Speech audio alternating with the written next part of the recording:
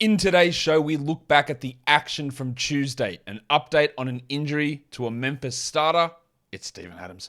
And then we talk about waiver wire trends, all that stuff. Michael Bolton. Thanks, Josh. It's Michael Bolton here, and it's time for another episode of the Locked On Fantasy Basketball Podcast. Let's get to it. Let's get to it, indeed. You are Locked On Fantasy Basketball, your daily fantasy basketball podcast, part of the Locked On Podcast Network.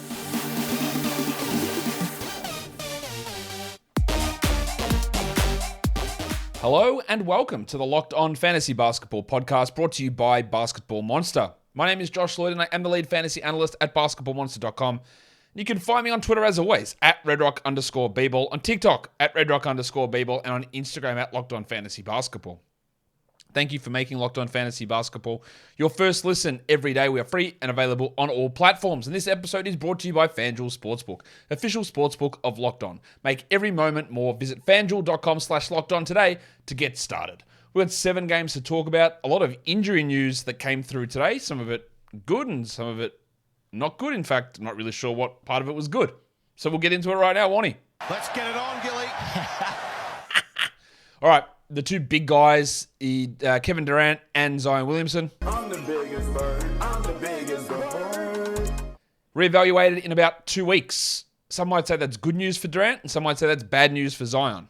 I tend to agree a little bit. I'm not overly worried about the Zion stuff. They say it's on schedule. The initial evaluation was 3 weeks. I always thought 4 weeks for him, so pushes it to 5. It's not great. It just keeps Trey Murphy's value rolling, a little bit of Najee.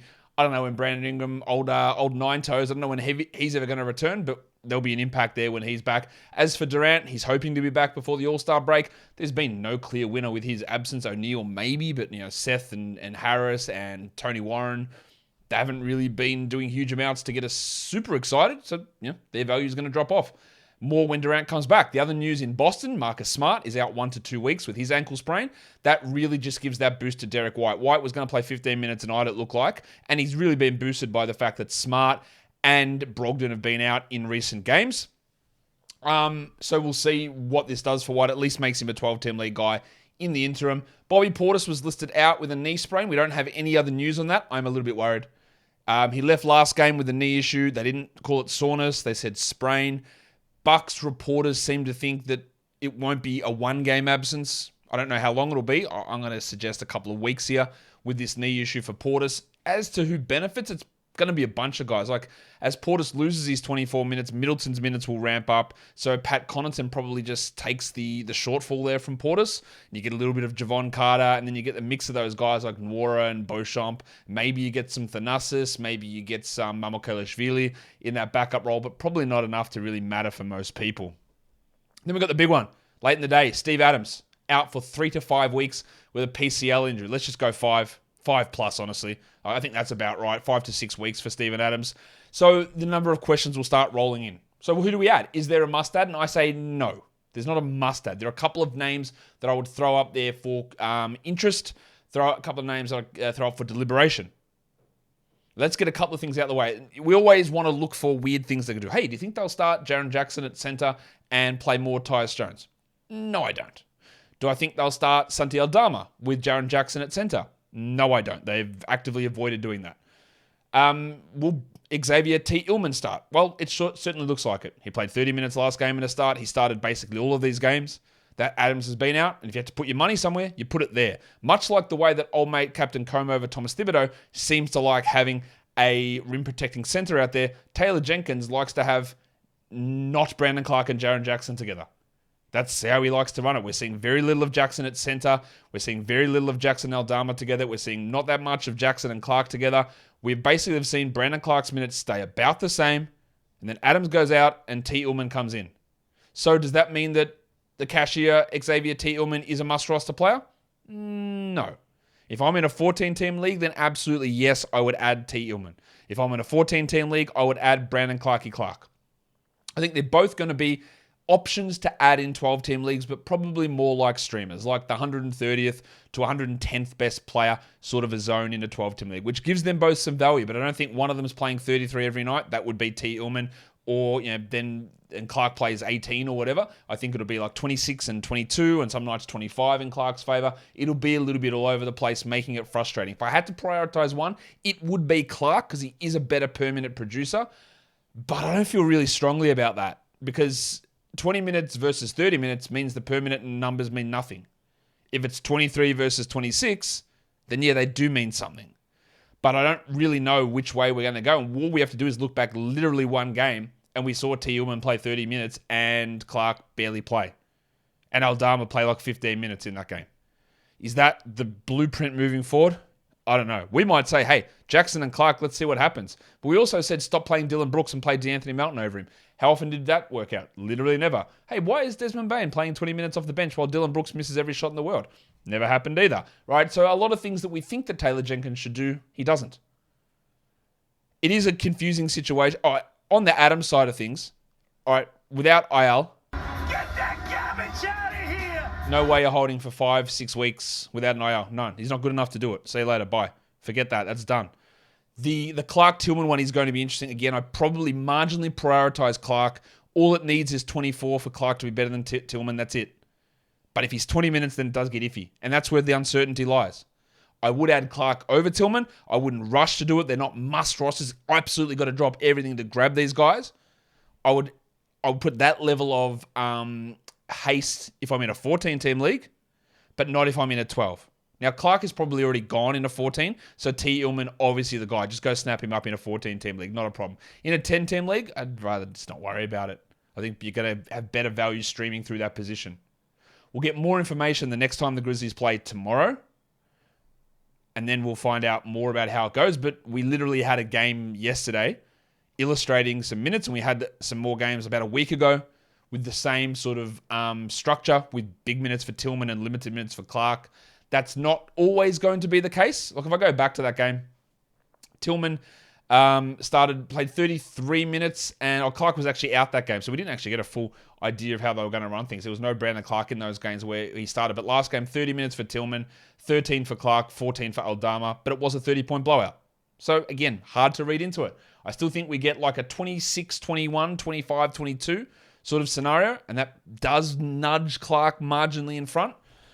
But as I said, I'm not feeling particularly comfortable about it.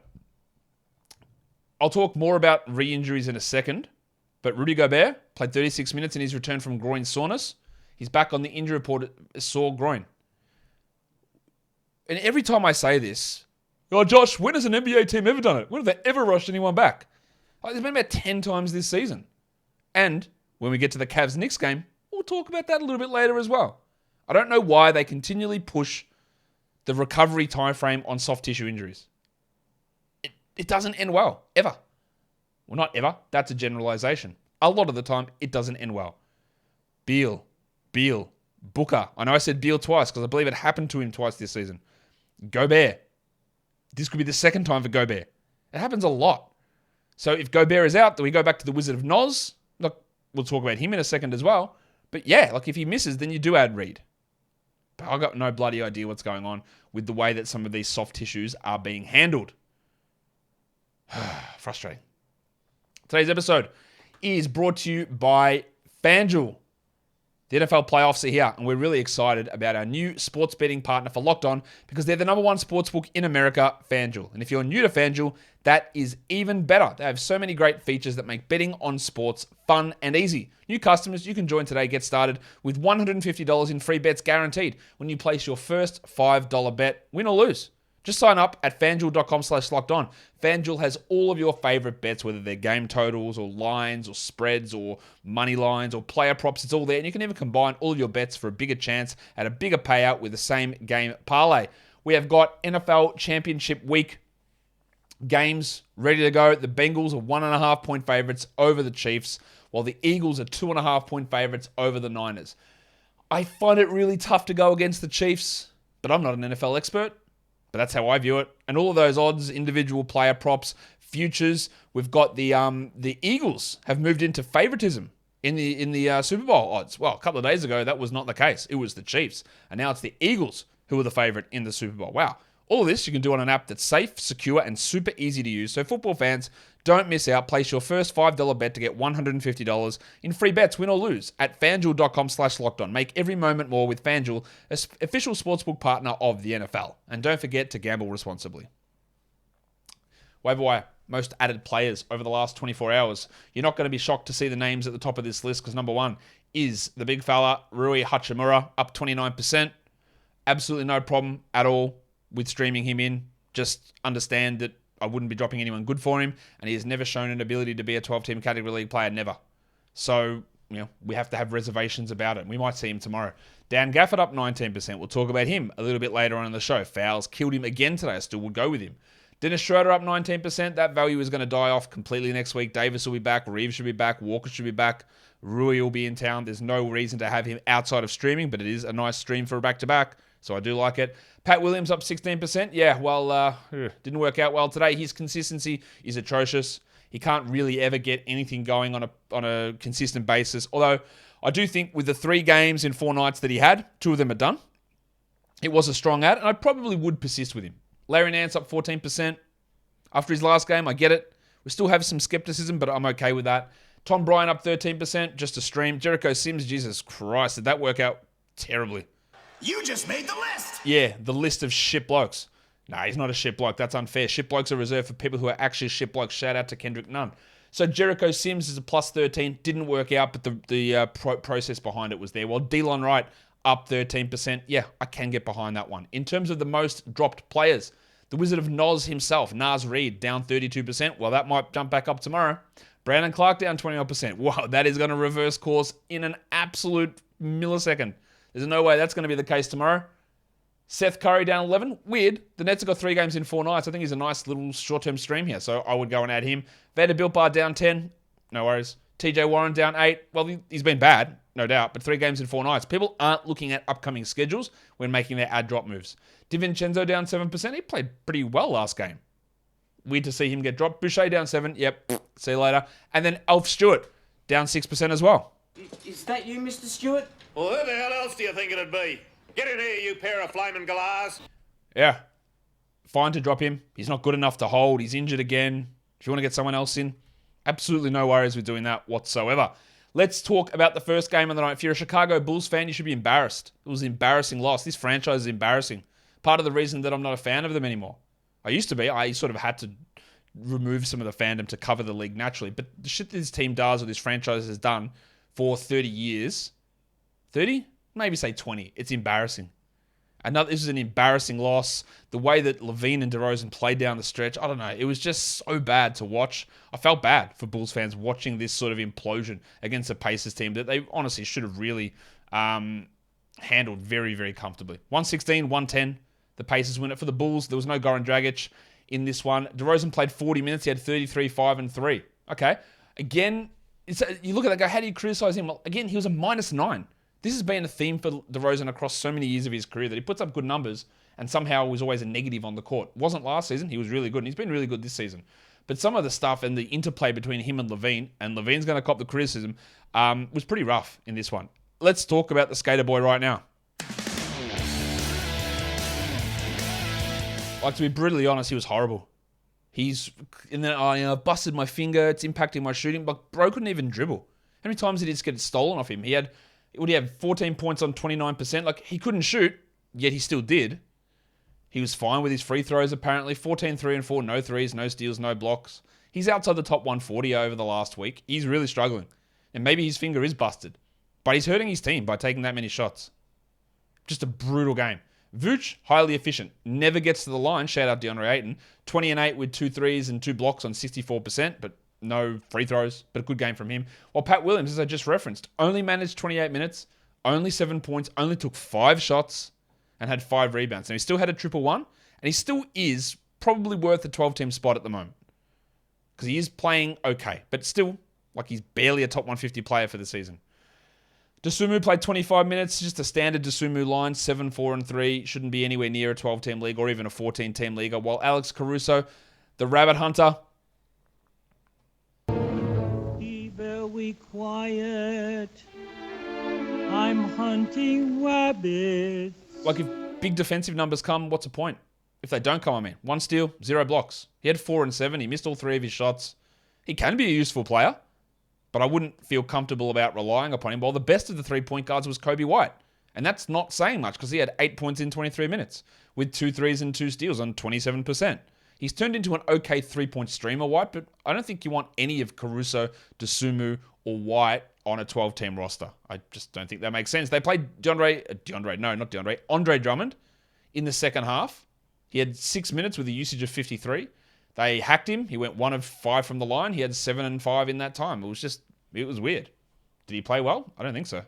Apparently, some Bulls people seem to think he did, and maybe that gets him back in the rotation. I wouldn't feel so good about that. For the Pacers, Buddy Hield. What a game. 19, 5 and 4 with 4 steals and 3 blocks and 4 triples. Remember, Nembhard was out of this game. Big game from Bud. So who did they start? Chris Duarte, who just remains like not very good. 11 points, 18% shooting, 2 threes, 9 rebounds, a steal. Still only played 26 minutes.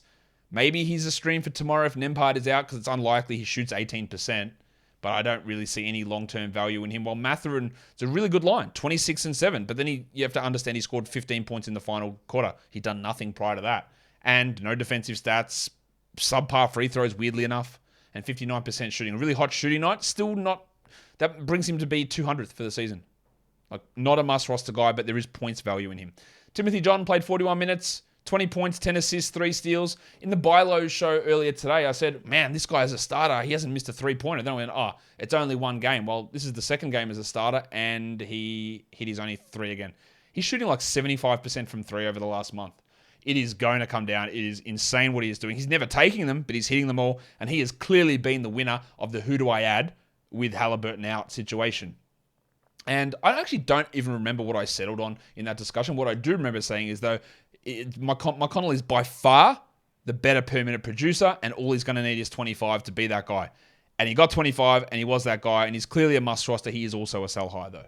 Miles Turner played 32 minutes, 26 and 7. Not his best game, but still not too bad. While Aaron Nesmith was bad. He had a steal and 2 blocks, Nesmith, but 3 points on 0 of 7. He's had so many opportunities, and he cannot really give anything. And you know what? I know the Pacers won, but what's this Isaiah Jackson nonsense? 6 useless minutes from Jalen Smith, and then we had 7 minutes of Isaiah Jackson where he had 3 blocks in that time. Isaiah Jackson remains a luxury stash, but my confidence level of him starting and playing 25 minutes a night if Turner is traded, which is already at like a 5 to 10% chance of happening, is very low. But I know the upside of Isaiah Jackson is gigantic. I just don't know the not. Why? What are we playing 20 minutes of the Red Rooster Terry Taylor for? Who does that benefit? Does it benefit this team? Maybe it does because they won.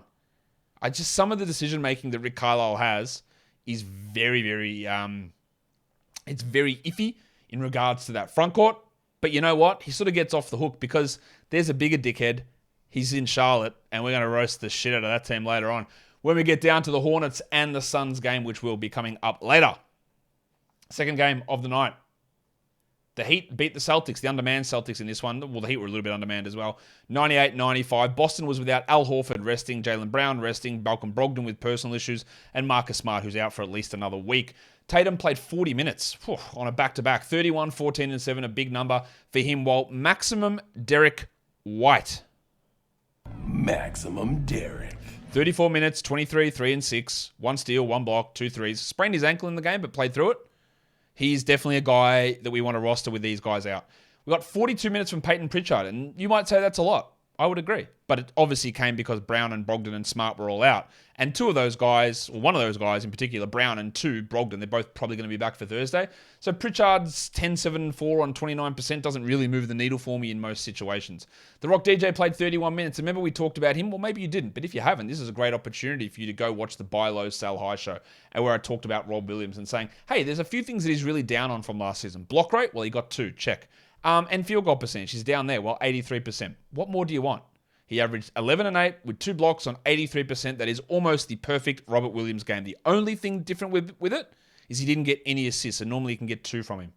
He actually hit his 1 free throw as well. It is almost a perfect Robert Williams game. Also illustrating why when you see him ranked as the 16th best player, it's ridiculous because those numbers don't equate that. But this is what he can bring. Good rebounds, good blocks, great field goal percentage, hopefully not hurting your free throws, and usually he chucks in an assist or 2. Grant Williams played the minutes, but okay. 10 points, 4 rebounds, Nothing all that exciting there. For him, he is not a 12-team league player. If you do have him, you hold him for the Thursday game, but that's probably about it. For the Heat, old mate, Jim Butler. Because he's my butler. He was out again. Back issue. So they started the Winter Soldier Max Strus, who played 37 minutes after playing like 20 last game. 13 points, 7 rebounds for Strus, 3 triples, 2 steals. Stream him in when Butler is out. I'm a little concerned that Oladipo played only 23 minutes. Now, he didn't play well. He had 33% usage. He was minus 14 and shot 31%. That's pretty bad. 12 and 6 with 2 threes. After a nice little start to the year, he's 128th for the season, 161st for the last week. It's tailing off. I still would hold him in 12-team leagues, but it's getting a little iffy. Caleb Martin, 11 minutes, 5 points, got into some really early foul trouble. That meant we got 30 minutes of Hayward Highsmith. And if anyone here could have said, well, you know what I think is going to happen today? We're going to get a big Hayward Highsmith game. They are lying. They are an absolute bold-faced liar. Because he had 15 and 10 with 4 threes. That's a really good game from old Jablomi over here. Really good numbers from him, but do I trust it or do I care? No, I don't. Tyler Hero was on the Buy Low show today. That's wide open. 9 points on 21% shooting. Like I said on that show, he is not going to remain this bad of a shooter, yet he did for one more game. So your open opportunity to buy is clearly there. 6 assists and 2 steals, but that shooting just is not going to stick this badly. He is struggling a lot with his shot. It will change. It will be better, but it was bad here. Double cheeked up on a Thursday afternoon. Speaking of bad shooting, Kyle Lowry had 2 points on 7 shots, but he did have 8 assists. He is a 12-team league player, and you need to make sure that he is on a roster in your league. The next game, it is the Cavs versus the Knicks. 105, New York wins it over the Cavs 103. Let's start with Donovan Mitchell. He's done. He's good. He missed 3 games with a groin strain. Came back, played 38 minutes, got blocked on a game-tying layup attempt, and his groin seized up on him.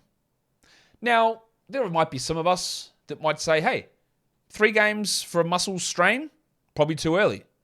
38 minutes after only 3 games off with a muscle strain might seem a little reckless. I don't know who those people who would say that, but some might say that. And then when he goes down at the end of the game, lays on the court in pain, and then limps into the locker room, and then he says after the game, yeah, both of my legs cramped up and I felt tightness in my groin. I hope I'm okay. You should be shit scared. You should absolutely be shit scared that something has happened to his groin and that's another week or so on the sidelines. I don't know that that's the case, but all of those things, a recovery that made me go, that's a little early. 38, that's a lot of minutes. And your legs gave way because your groin tightened up. None of those things are great. Again, they could completely ignore it and he might play again next game. I'm pretty doubtful of that. What that means, though, is the shit show that is Dracaris LeVert is back on the menu. 21 minutes, 9 points, 2 rebounds, 3 assists. It's a tale as old as time. LeVert is shithouse when Mitchell and Garland play, and when one of them's out, he elevates. So this is a clear drop, but if Mitchell is out, we don't drop him. So let's hold. All right. If we hear Mitchell's fine, then we drop LeVert. Not a problem in the world. With Mitchell back, Mobley's usage dropped off, 12 and 7 for him with 2 blocks, while Garland had 22, 4 and 6, and Jarrett Allen had 24 and 12. Okoro played 31 minutes, which is very interesting. Dean Wade barely played. Lamar Stevens barely played. Kevin Love barely played. Somehow Love was a minus 20 in 12 minutes, and Rubio was a minus 26 in 13 minutes. Grr. Surely there is not one person watching this show, surely, that has Ricky Rubio on their team in a 12-team league, or probably even a 14, right? 14, I don't understand. There's no one in a 12 that has Rubio, yeah? We can agree on that? No one. Okay, that's cool. 3 points, 2 assists, and a steal for Rick in 13 minutes. For the Knicks, Julius Randle got red hot, 36 and 13 with 8 threes. No steals, no blocks, but we love the percentages. We love the volume. Another really strong game for him. And the center situation, I thought I'd figured it out. All right, they're going to start Jericho Sims because Thomas Thibodeau loves a big man that could do nothing apart from dunk. And Sims played 25 minutes and had 2 points and 4 rebounds. Jesus Christ. And you know who closed the game? Old mate Isaiah Hartenstein. And Hartenstein's line looks like a Hartenstein line apart from the scoring and the insanely low usage that Thibodeau's centers have. Thibodeau's offense just completely excludes all centers. Remember last year, the lowest usage players in the NBA were Nerlens Noel and Mitchell Robinson? And in this game, he had 10% for Hartenstein and 5% for Sims. Now, Isaiah had 4 points, 9 rebounds, 4 assists, a steal, and a block, including the game-tying or the game-saving block on Donovan Mitchell as he closed the game over Sims. Does this mean I'm grabbing Hartenstein? I'm not getting sucked in. I know Hartenstein's quite a good player. I know that he's actually a better player than Jericho Sims. I don't trust him to be getting the best out of in a Tom Thibodeau system at all. So I'm not rushing to grab him. This was encouraging, and I want to see how it goes. And if I did have Sims, I'd probably hold one more game. But I don't trust Tom Thibodeau to utilize him properly or even give him the correct minutes. So we'll see. Rowan Barrett had 16 and 4. Pretty Barrett-ish sort of line. Well, quickly played 27 and had 9, 5, and 6. The 6 assists are good, but that's really moving now into a 12-team stream territory, as is Quentin Grimes. This briefcase and this haircut. Can't argue with the minutes, 36 of them, but 10 points, 2 threes, 3 assists. Another low usage game, 194th over the last week, 173rd for the season. You know what, Jack? Get that garbage out of here! This was another great reminder that Thibodeau will refuse to play small ball at every opportunity. Obi Toppin played 10 minutes for 11 points. He now has, 25 points in the last 2 games in 20 minutes. But he won't get any minutes because he can't ever play him at center, can't ever play him with Randle, ever. It's a crime. Some might say it's sinful for Tom to do that. Tom thinks that, nobody else. But that's what Tom thinks. So, when we have the situation again, when a center gets injured and your brain automatically goes, how about if they play small and Obi Toppin? Just slap yourself across the face. Like, what are you talking about? It's Tom Thibodeau. It's never going to happen. It's never going to happen. Bronson was bad, I thought, in this game. 14, 2, and 4 on 39% shooting. Yeah, he'll be better. He has been better all season. The Nuggets, Pelicans. The Nuggets win it 99-98. Don't know how they almost gave this game away, to be honest. Big Chungus was back. Nikola Jokic, 35 minutes, 25, 11, and 10, 73% shooting like he never left. Now, I do worry a little bit about him playing tomorrow on a back-to-back. We'll have to watch and see. I also don't know whether Michael Porter or Bones Highland will play. They were both out in this game. The headmaster played 40 minutes. Safe to say all restrictions are off for him. 25 points, 7 assists, and 3 steals for Jamal Murray. While Bruce Brown just got to keep going with him. 11 points, 3 threes, a steal, 2 blocks. He keeps getting it done. Nice game for KCP, only 7 points, but 4 assists, 2 steals, and a block. Remains a back-end player, and it's also a real struggle at the moment for Aaron Gordon. Might be a buy low. 11, 4, and 3. He played 24 minutes due to some foul trouble. The shooting from the line has been a real problem, and that is dropping his overall rank impact. So just be aware of that. He's not a great free throw shooter. In fact, he's been pretty bad all season, but it's gotten worse recently. Zeke Naji got 24 minutes with Porter out, 4 and 7. There could be a stream opportunity for him tomorrow if Porter and Jokic remain out, but that still remains a pretty big if there. For the Pelicans, they were without a bunch of guys.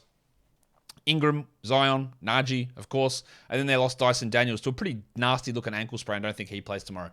They went with a weird lineup where Jackson Hayes started. He did jack shit, 23 minutes for 4 points. We don't add him, but with him starting, and then with Valanciunas getting into foul trouble, we got 23 Billy Hernangomez minutes. I mean, cool. 12 and 6, a steal. I don't care. He'll probably get 0 minutes next game. Larry Nance played 23 and had 10 and 6 with a block, which is totally good enough to be a 12-team league player. And Herb Jones only played 23 minutes. He had some of his own foul trouble. He still got the 3 steals and a block, but that's really who he is. He's a steals and blocks player. He had 6 points only, 6 rebounds. And Alvarado bounced back with a nice stream effort, 17 points. And if Daniels is going to miss tomorrow, which I believe he is, although Marshall could offset this, Jose at least moves back into streaming territory. Not a good night from Trey Murphy. He had 10 points on 10 shots. That's terrible. But he hit 3 threes. He had 6 boards. He's at least still in the mix to be a 12-team league guy with all of these players injured. While, as I said, Valanciunas, 18 minutes, got into some foul trouble overall. Jonas Vasu Inuwansas. 14 and 9. Not a bad return, but yeah, you don't want someone to go 60% from the line on 5 attempts or play that few minutes. There's not a huge amount of takeaways from that game. In this next one, there are some, and that is the Washington Wizards and the Dallas Mavericks. The Wizards win it 127-126. So let's try and figure out. We had no Rui Hachimura in this game. So Dan Gafford was going to be the guy that benefited, yeah, and I still don't know. I still think he is, but it's very hard to know when you foul out in 19 minutes. So before you look at this and go, 19 minutes? No way. They're definitely not going with Gafford. He fouled out. Right? This is not an indication of minutes moving forward. He might play 19 minutes a game. I'd be pretty stunned. But this game does not tell you that. He fouled out. He had 9 and 7 with a block. If I added Gafford, I am holding Gafford. And with him in those limited minutes meant we got 19 useless Anthony Gill minutes and 5 useless Taj Gibson minutes. But what we also got was 32 Denny Avdia minutes. 15 and 10 with 3 steals. Now, there was something really curious said by Tommy Shepard before this game. And one of the things he said was, one of the reasons that we did the Rui Hachimura trade is so that we could give more minutes to Deni Avdija. Like Thomas, you know that you just didn't have to play Rui Hachimura, right? He's not that good. And if you think that Deni is part of your future and the things and the real core piece, A, you wouldn't have benched him, which you did. Not you, but the organization. You were okay with him being benched and playing 15 minutes a night. And if the coach somehow thinks Rui Hachimura is a better option than Deni Avdija, well, you know what you do? You can just fire the coach as well. Not that he's done anything to prove that he's good. So that sort of reasoning is complete garbage and bullshit. He was starting Deni and he got benched. And then he was playing fewer minutes than Rui. And if you just want him to get more minutes, tell the coach to not play Rui Hachimura. Is Rui actually that good that he had to get those minutes? Of course he isn't. So these are bullshit excuses. It's garbage. Well, the only way we could do it was to sell Rui off for 3 piss-poor second-round picks. It's the only way that we could play Deni. Or you could have just played him. Might have been an easier option. Now, is that getting something for Rui useful? I don't know. And someone said, but if you don't play Rui, his trade value goes down. Guys, 3 number 45 overall picks. Who cares if it gets worse than that? That's nothing. It's not any value at all. Not like you're giving up the 20th overall pick to get him. Anyway, that just annoyed me. Kuzma played 37 minutes, 30 points. Back on Deni, sorry. That's a really good game. I don't really trust him to be 9 of 11 from the line. He only had 5 field goal attempts. The 3 steals are nice. The rebounds are nice. He's totally fine while Porzingis is out to be a 12-team league guy. But remember, he still came off the bench. And he will continue to come off the bench. And when Gafford plays 25 minutes and Porzingis plays 33 minutes, he's probably not going to play 32 a night. Because he wasn't most of this time. So it is nice. He's fine to add. I still prefer Gafford over him. Happy to be wrong. Always happy to be wrong. Just trying to see, tell it how I see it here. Dylan Wright. Yeah, you can't really ignore him. 10 points, 2 threes, 6 assists, 3 steals. This is not Hachimura related. This is Dylan Wright related. And that's what I said. I think Dylan Wright's an ad, irrespective of Rui Hachimura. 10, 3 and 6, 3 steals and 2 threes. The guy that somehow benefited the most was Corey Kispert in terms of minutes, he continues to be bad in my opinion. 14 points with 2 threes. I wouldn't add him outside of 16-team leagues. While Monte, just nothing ever changes. 27 minutes a night, every night. 13, 3 and 5. He probably is a 12-team league guy at the moment. Beal did nothing. As I said, Gafford fouled out. So the takeaway here is Dylan Wright, yes, nothing to do with Hachimura. Deni Avdija, interesting. Just think he's going to be more a fringe guy. And don't give up on Gafford. That's how I'm viewing it. Did I add Gafford? I think I did. I'm not dropping him based on this. For the Mavericks, Doncic, 41, 15, and 6. We love that. Oh, stunning. Yeah. 55 from the field is great as well. Well, we also got a big Dwight Powell game. Should you rely upon Dwight Powell? Of course not. 22 and 9 with a steal and a block in 34 minutes. I don't even rely upon him to get 30 minutes. He played 21 last game with Wood out. This was great. I don't care though. Dinwiddie had 20 points with 8 assists, and Finney Smith had a much better game. 12-5 and Smith with 12-5 and 2 with 2 threes. He's still more of a 14-teamer than a 12-teamer to me. Well, we got 32 Josh Green minutes. I'm very interested in what Josh Green is doing. He's not a 12-teamer. He's probably a 16-teamer, but 16 points with 2 threes. He's just playing really good basketball. And you're going to be shocked, but Reggie Bullock was bad, and Tim Hardaway missed every shot. Well, he didn't miss every shot, but he shot 22% for 5 points. This is what Tim Hardaway does. He takes shots. Some days they go in, some days they don't. And if you don't need points and threes, you have no business rostering him at all. And if you do need them, well, some days you're worth rostering, some days he's not. And it makes him like a fringe player, like a Malik Beasley or Kentavious Caldwell-Pope, or these sort of guys who are just all fringy sort of guys who don't really have the ability to consistently push up to a higher level, I don't think. The next game was the Phoenix Suns, and I was going to say it's an embarrassing franchise, and they weren't the Phoenix Suns, because the Suns have had their fair share of embarrassments recently. It's whatever this is that's trotting out in the Charlotte Hornets uniform. They get beaten 128-97. There was no LaMelo Ball, as you're going to be shocked to know that he was questionable and they ruled him out. Will they ever just rule this guy out? Or any player? The only one they did was Oubre. And then Hayward, after his wife said, no, the bloke's got a fractured shoulder, you might want to just rule him out. Otherwise, it's just doubtful, questionable, doubtful, doubtful, questionable, questionable. Just say LaMelo Ball is out. Oh, no, he's actually going okay. All right, so maybe he is back next game. I don't know, but the same thing every time. Rozier, 19, 4 and 5, 2 steals and a block. Horrendous percentages, of course. But the other stuff was okay, including the 2 steals. And McDaniels worked his way to 15 and 10. This is a perfect sell-high opportunity for Jalen McDaniels. The opportunity to do this long-term just isn't there. Hayward sat this one out, as did Martin and Ball, who, again, Cody Martin, stunned, doubtful again before this game. PJ Washington struggled, but he had 4 steals and a block. But 9, 2, and 2 is really bad. He's obviously still just remaining a 12-team league guy, while Dennis Smith had 8, 3, and 3. Good minutes for Smitty, but he hasn't really been able to generate the big defensive stats we thought he could. I don't know if LaMelo's coming back, but if there's someone hot out there you want to grab, maybe it is Gafford, maybe it is Avdia, maybe you want to take a flyer on Rui Hachimura. I've got no problem with dropping Dennis Smith to do it. The problem with this organization, well, where do I start? The problem with this organization is the complete stupidity with the backup center position, or the center position in general. They've had a problem at center for years and years and years and years, and they think the solution to it is relying upon the cockroach Mason Plumlee. And in this game, Plumlee only played 25 minutes. He had 17, 6, and 4. He's totally okay, but it makes no sense to be him being an impediment to guys. And then last game, you know who played really well? Not Nick Richards. No. Mark Williams played fantastically last game. So you know who was out of the rotation in this game? Mark Williams. So that Nick Richards can come in and have 4 points in 17 minutes. Now, Williams did play. You'll see him play 6 minutes. All of that garbage time because the team got their ass kicked by 30 points. Williams had 6 points in the 6 minutes. He remains a luxury stash, but this sort of... I don't even know what the right term is. Is anyone holding Steve Clifford accountable for these sort of maddening decisions? Yes, and you know what? Steve Clifford doesn't play young guys. Okay, he started a rookie in Bryce McGowan's and still played in fewer minutes than anybody else. He had 22 minutes there with five points. And even when starting a rookie, it was the wrong move. The player to go to the start should have been Dennis Smith. Like you're playing Terry Rozier out of position so you can start a rookie who's not up to it, so you can keep another rookie who is up to it out of the rotation. The lineup decisions that this bloke makes and this organization makes, it's beyond belief. I can't understand anything that they do. So, in conclusion, for my closing statement, Mark Williams still remains a luxury hold, but you're going to have to suffer through the nonsense, much like you do with Isaiah Jackson.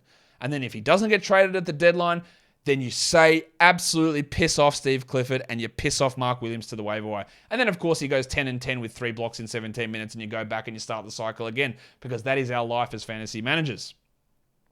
Anyway, I'm glad they lost by 30. They should have lost by 80. On to the Suns. Šarić. Oh, is he good again? I don't know. Maybe. 24 minutes, 19 and 8 with 3 threes and 3 assists. I feel pretty good about saying that when Payne, Booker, and Shamet and Ayton come back, that Šarić isn't going to be worth it. And even as soon as next game, he's not going to be worth it. But that is a couple of really interesting games in a row. We only had 18 minutes from Cam Johnson. Doesn't really matter. 24 points with 6 threes. He remains a must-roster player. What he did the game before this, you can throw it out. This game, you can throw it out. They're both completely unrealistic. But we still got to roster him. Biyombo had 5 blocks with 9 rebounds. Like, he is the stream option over Landale, although Landale played okay, 15 points. But Ayton should be back from his illness next game, I'm guessing. While Torrey Craig followed up his big performance with an 0 of 7 night for 0 points, and he is only a, say, 14-team streamer. Not the greatest night from Bridges, 18, 2, and 3, shot 44%. I think he's a sell high. His usage is up, his assist rate is up. All that is going to fall when players return. So I would try and sell on him. There are people who value him as a top 20 player, and they're the guys that you got to sell him to. Damo Lee, Saban Lee, nothing exciting from those guys. Well, Chris Paul had 14, 5, and 11 in limited minutes because they didn't need to try because their opponents were G League caliber. The last game of the night was the Lakers going down to the Clippers pretty comfortably. In the end, the final score 133-115 in the favor of the Clippers. Marcus Morris had to leave early after 10 minutes with a rib contusion. His spot was taken by Nick Batum, but Batum played basically the same minutes he normally does. 24 minutes for Nico with 4 points, 6 rebounds, 6 assists, and a block, and that's just a Batum line. You're never going to get scoring. He gives you nice assists with some defensive numbers. That's not for everybody. There's definitely 14-team league value in it, and occasionally 12. Leonard was great, the big fella. 25 and 9, 2 steals, 2 blocks, 75 from the line, and 69 from the field. Giggity! This guy is absolutely rolling at the moment, and Paul George wasn't too bad either. 27, 9, and 4 with 3 threes and a block. Big numbers from their big stars. Norman Powell is also shooting the absolute lights out. We know Powell can have these stretches. He had 22 points in 25 minutes. He had a usage of 27, shot 67%. There's no defensive stats. He did have 4 assists, and he played a little bit of point guard in this game, and him in a point guard role makes him a 12-team league option. There are going to be issues with his shooting, but, he does some stuff where he goes on like 20-game runs of shooting 45% from 3. He does it relatively regularly as well, and now that we've seen a larger role with more minutes and more responsibilities, it does push him into that zone. Reggie Jackson played more minutes than Terrence Mann for the second consecutive game, 26 minutes for Reg, 19, 3, and 5. That's actually a really good line. I don't care enough to add him, but it's something to watch, but we're clearly jacking Terrence Mann, even though Mann had a pretty good game. Get that garbage out of here! 17, 3, and 2. 4 threes, 2 steals, but more just a streamer. While it was a stinker from Zubac, 6 and 8 in 34 minutes. On the Lakers side of things, look, LeBron's ridiculous. LeBron James. 46 points, 8 rebounds, 7 assists, 2 steals, 1 block, 9 threes, 55%, 100 from the line. Oh yeah, he's 38 years old. How is this happening? Now they have a back-to-back against the Spurs tomorrow. I'm pretty worried about him playing in that one. I don't think he will. There was some talk that Anthony Davis might actually return. I don't think he will. I think we're looking at the game after that, but we might have Hachimura and Davis both play in that game tomorrow and no LeBron. The Tank played 29 minutes. Tom Bryant, just okay, 15 and 7. His value is about to disappear completely. And Troy Brown had 7 points in 28 minutes. We're not rostering him. I think you can jack Dennis Schroeder and feel okay about it. 7 points on 33% with 2 steals and a block. His value is just not going to be there when Davis plays, I don't think. And Westbrook played only 25 minutes. That's 2 stinkers in a row from Russ. When you can have 36% usage and have a true shooting of, let me check my notes, 45%, you got to do that whenever you can. 31 from the field, 62 from the line. I know people say, man, he's been so good off the bench. Has he though? Has he been better than atrocious, which he was last season? Yes. Is he the sixth man of the year? Fuck no. What? Not even remotely close to it, I don't think. I think he's still been pretty bad for the majority of the time, and I think he's about to lose value when Davis returns. Pat Beverly had 3 points in 35 minutes with 4 assists. We're not rostering him, and a lot's going to change. Davis is going to be back. Hachimura is going to be back. Lonnie Walker and Austin Reeves are going to be back next week probably, and that's going to turn this roster completely over on its ass and all the rotation, and we still don't know how it's going to work. I have my reservations about Rui's overall game. There's going to be some points. Reeves can be an assist and rebound guy, but probably not enough value there. Walker, absolutely not.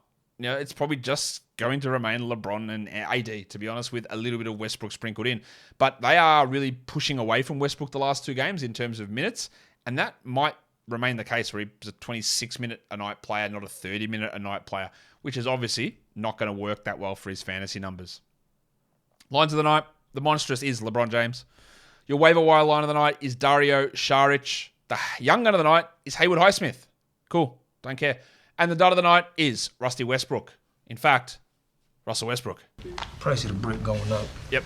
It's gone down, actually. The top 10 players in category leagues as Obi tries to move around on my lap. Number 1 was LeBron, followed by Randle, Buddy Hield, Don Mitchell. Really worried about his groin, to be honest. I get more worried about it the more I think about it. Jokic at 5, Doncic at 6, Tatum at 7, Kawhi's at 8, Timothy John is at number 9, and DeMar DeRozan at number 10. The top 10 players rostered in under 50% of leagues. 1 was Saric. I just think it's going to get neutralized by the return of Ayton, and then the return of Shamet, and then the return of Booker. But he's at least providing some stream value. Biyombo, that's only with Ayton out. He was at 2. Dwight Powell at 3. I can't trust that at all. Number 4 is Avdia. Absolutely worth a short-term stream. Number 5 is Highsmith. Don't care. Reggie Jackson, probably a 14 to 16 team league guy while Wall is out. 7 is Strus. Only if Butler's out do we use him. Terrence Mann, more 14 teams. He was at 8. Kismet's at 9. He's a 14 to 16 team leaguer. And then number 10 was Isaiah Hartenstein, who I'd love to be able to add. I just don't feel really confident in doing that. For the top 10 players in points leagues, number 1 was LeBron, followed by Doncic, Donovan Mitchell, Bam Adebayo, Jason Tatum, Nikola Jokic, Julius Randle, Kawhi Leonard, Buddy Hield, and Timothy John McConnell. And that will do it for me today. Don't forget to follow this podcast on Apple Podcasts, Google Podcasts, Stitcher, Spotify, and on the Odyssey app. And if you are here on YouTube, thumb it up and leave those comments down below. Guys, we are done here. Thank you so much for listening, everyone. See ya.